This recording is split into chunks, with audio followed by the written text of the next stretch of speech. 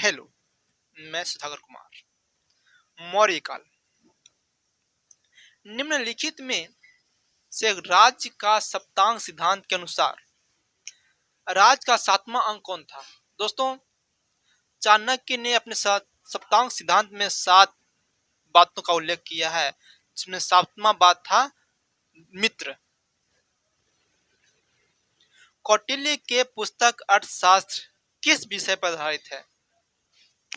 यह शासन काल के भी बात करता है, विदेश नीति की बात करता है। इसलिए ऑप्शन नंबर ई हो जाएगा उपयुक्त में से एक से अधिक। किसके शासन काल में डेमिकस भारत आया था? सीरियाई शासक ने डेमिकस राजदूत को चंद्रगुप्त मौर्य बिंदुसार के दरबार में भेजा था। दोस्तों, बिंदुसार के शासनकाल में अशोक ने अवंती महाजनपद को जीत करके मौर्य साम्राज्य में मिला लिया था। इसका उल्लेख किस ग्रंथ में किया गया है? इसका उल्लेख बुद्ध घोष के संबंध पाशादिका में किया गया है। पाटलिपुत्र में स्थित चंद्रगुप्त का महल किस चीज से बना हुआ था?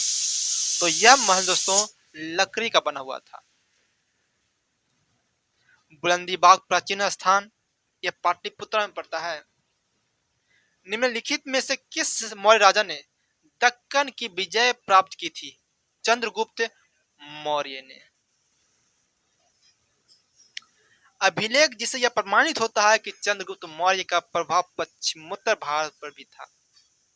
यह बात रुद्रदामन के जूनागढ़ अभिलेख से प्राप्त होता है। चंद्रगुप्त मौर्य ने सेल्यूकस को किस वर्ष पराजित किया था? 305 ईसा पूर्व में पराजित किया था चंद्रगुप्त मौर्य ने। निम्न में कौन सा क्षेत्र अशोक के साम्राज्य में सम्मिलित नहीं था? दोस्तों, अफगानिस्तान भी था, बिहार भी था, कलिंग भी था, लेकिन श्रीलंका नहीं था। एक मानचित्र दिया गया है, इसमें बताना है कि इतना जो साम्राज्य था इतना बड़ा किसके समय था? तो इतना बड़ा साम्राज्य है ना, चंद्रगुप्त मौर्य के होता, अशोक के समय होगा। इसलिए option number see the correct answer. Ashok के निम्नलिखित अभिलेखों में से किसमें दक्षिण भारतीय राज्यों का उल्लेख नहीं मिलता?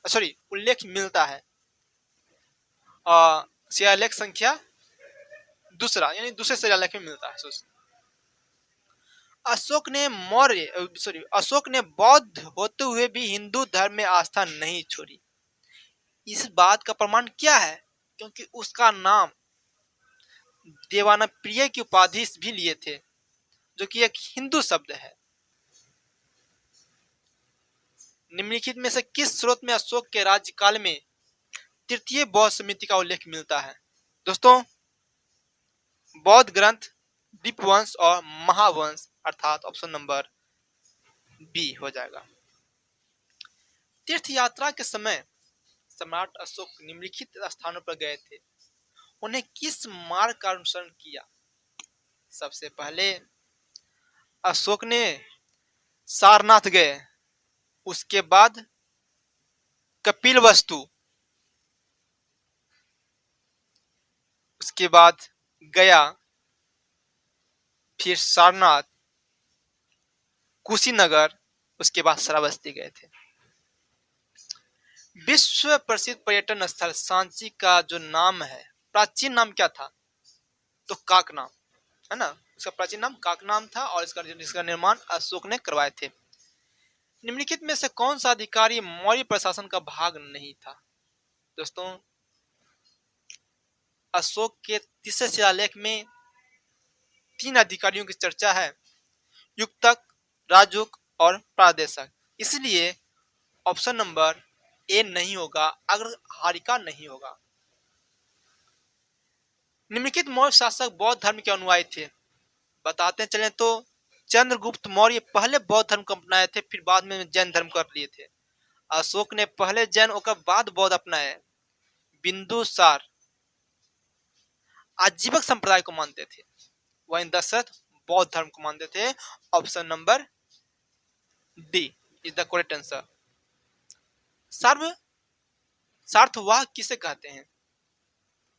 व्यापारियों के काफिले को सार्थवाह कहा जाता था मौर्य काल में। अशोक के शिलालेखों में प्रयुक्त भाषा क्या है? अधिकांश शिलालेख और अभिलेख प्राकृत भाषा में लिखे गए हैं। निम्नलिखित में कौन सा अशोककालीन अभिलेख खरष्टी लिपि में लिखा गया है? दोस्तों, खरष्टी लिपि दाएं से बाएं की ओर लिखा गया है और यह अभिलेख शाहबाजगढ़ी में प्राप्त हुआ है, यानी शाहबाजगढ़ी का अभिलेख में खरष्टी लिपि का उपयोग किया गया है। मौर्य साम्राज्य के पेशावर के निकट उत्तर पश्चिम भाग में अशोक के जो शिलालेख है किस लिपि में मिलते हैं? खरष्टी लिपि में। पाकिस्तान एरिया वह स्थान जहां प्राक अशोक ब्राह्मणी लिपि का पता चलता है, ब्राह्मणी लिपि का पता चलता है, वह अनुराधापुर है जो कि श्रीलंका में पड़ता है। निम्नलिखित अभिलेखों में से किसमें अशोक का नामोल्लेख हुआ है? गुर्जरा अभिलेख में। अशोक का रुमिनदेई स्तंभ संबंधित है।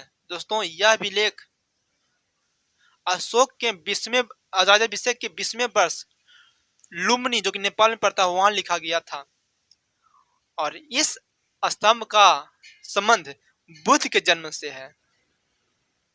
अशोक के निम्न अभिलेखों में से पूर्ण रूप में धार्मिक सहिष्णुता के प्रति समर्पित कौन सा अभिलेख है? अभिलेख नंबर 12 है ना, सहिष्णुता से संबंधित है। अशोक के जो शिलालेख संगम राज्यों के विषय में हमें बताते हैं उनमें से कौन है? शिलालेख संख्या 2 और शिलालेख संख्या 13 दोनों भारत के दक्षिण राज्यों के नाम बताते हैं। निम्नलिखित में से किस दक्षिण राज्य का उल्लेख अशोक के उल्लेख अभिलेख में नहीं है? सातवाहन का उल्लेख नहीं है अशोक शिलालेख में। टॉलमी फिलाडेल्फस जिसके साथ अशोक ने राजनयिक संबंध बनाए थे वो कहाँ का शासक था? फिलाडेल्फस तो मिस्र का था वो। अशोक का समकालीन तुर्मय कहाँ का राजा था? ये भी मिस्र का ही था। निम्न में से अशोक के किस अभिलेख में पारंपरिक अवसरों पर पशु बल रोक लगाई गई? ऐसा लगता है कि यह पाबंदी पशुओं के वध पर थी। शिलालेख संख्या 5। ओके, मेगास्थनी दूत था किसका? दूत था किसका बताते हैं तो सेल्यूकस निकेटर का ये मेगास्थनी दूत था दोस्तों, जो किसके दरबार में आए थे? चंद्रगुप्त मौर्य के दरबार में आए थे। मौर्य साम्राज्य का 7 वर्गों में विभाजन का विशेष रूप से उल्लेख किया गया है मेगास्थनी के पुस्तक इंडिका में। वर्तमान नगरपालिका का प्रशासन कौन सा कार्य मौर्य काल से जारी है? जन्म मृत्यु का पंजीकरण आज भी है और मौर्य काल में भी था। Option number C. अंतिम मौर्य सम्राट कौन थे? बृहदत्त है ना, बृहदत्त थे। जय हिंद, जय भारत।